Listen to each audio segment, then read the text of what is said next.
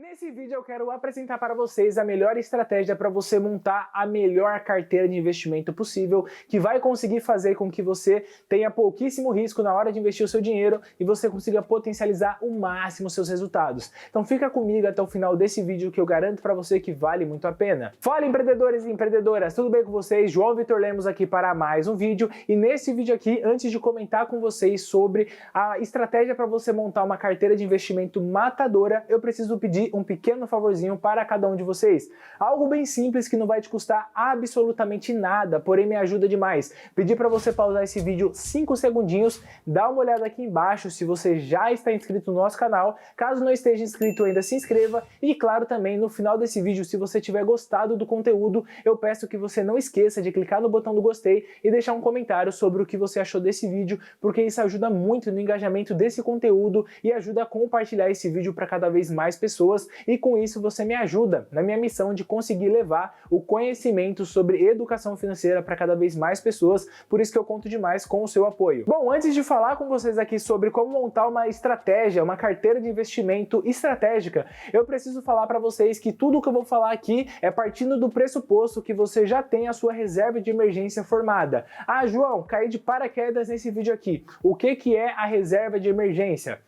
Bom, a reserva de emergência seria basicamente, na minha opinião, você ter de 8 a 12 meses o seu custo de vida mensal poupados e investidos, e um investimento que tem que ter duas principais características. A primeira delas, ser um investimento com baixíssimo risco, porque como é uma reserva de emergência, você não pode colocar o seu dinheiro em algo arriscado, que dependendo de uma oscilação momentânea, você vai ter um prejuízo naquele dinheiro, justamente no momento que você for resgatar ele. E a segunda característica que tem que ser é um investimento de alta liquidez. Quando a gente fala sobre alta liquidez, no mundo dos investimentos, estamos falando da velocidade que você consegue ter aquele dinheiro disponível para você assim que você solicita o resgate. Então, no caso, quando a gente está falando de alta liquidez, seria você ter aquele dinheiro disponível para você ou de forma imediata ou no máximo dentro de um dia útil, que são os investimentos. Aí, alguns exemplos que eu posso dar para vocês aqui de investimentos que são interessantes, na minha opinião, para fazer a sua reserva de emergência, é o Tesouro Selic, que é o investimento mais seguro do Brasil,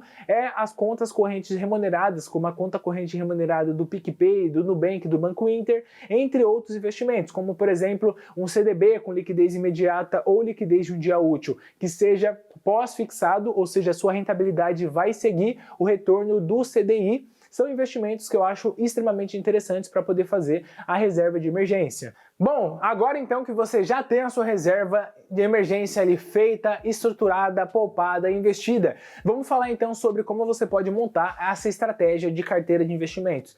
Bom, quando a gente fala sobre investimento, para mim, na minha concepção, investimento nada mais nada menos é do que uma administração de risco. Então, quanto mais risco você está disposto a assumir, maior tem que ser o retorno daquele investimento para valer a pena aquele risco que você vai assumir. E quanto menos risco você quer assumir, menor será a rentabilidade daquele investimento que você quer fazer. Então é o que a gente chama de balança de risco e retorno. Quanto mais risco você vai assumir, melhor tem que ser o retorno. Quanto menos risco você está disposto a assumir, menor será o retorno daquele investimento. E olhando para isso, então, a melhor maneira para você conseguir diminuir o risco que você está exposto investindo no mercado financeiro é através da diversificação. Então, uma boa carteira de investimentos, na minha opinião, tem que ter uma diversificação que seja coerente. E no caso, para mim, a minha carteira de investimento, eu faço o seguinte, eu faço uma diversificação que tem que ter 3 critérios. Primeiro de tudo, uma diversificação entre diferentes classes de ativos. Então, eu não vou pegar 100% do meu patrimônio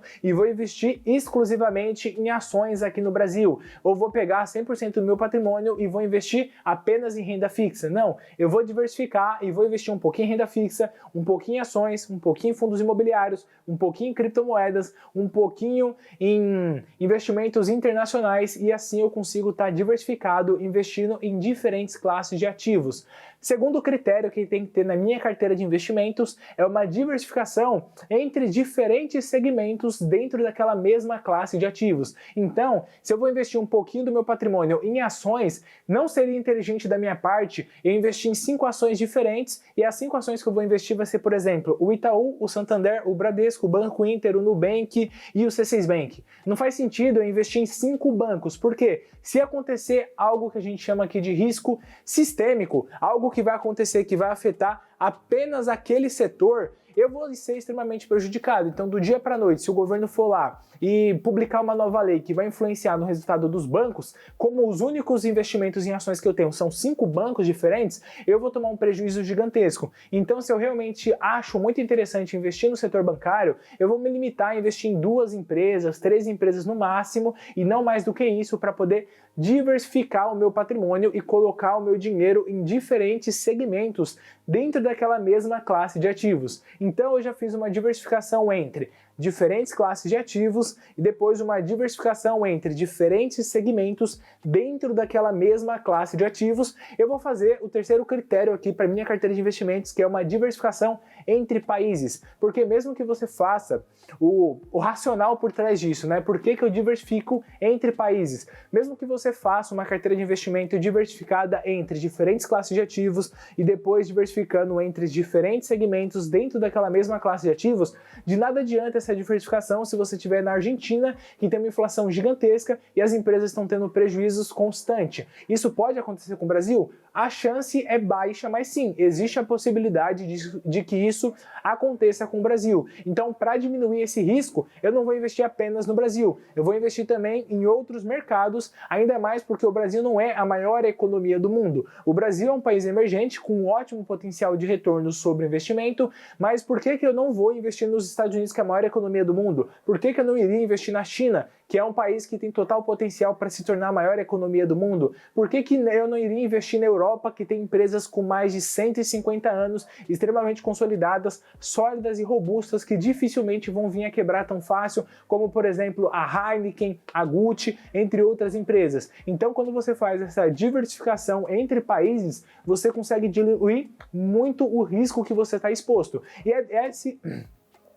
E esse é o racional por trás da minha carteira de investimento, que faz com que hoje eu monte a minha carteira de investimento da seguinte maneira: 25% do meu patrimônio eu vou investir em ações nacionais, 25% do meu patrimônio eu vou investir em ações internacionais, 25% do meu patrimônio eu vou investir em fundos imobiliários, 25% do meu patrimônio eu vou investir em caixa, que são investimentos de renda fixa com uma alta liquidez e que me dê um retorno pelo menos semelhante à inflação, mas preferencialmente superior à inflação.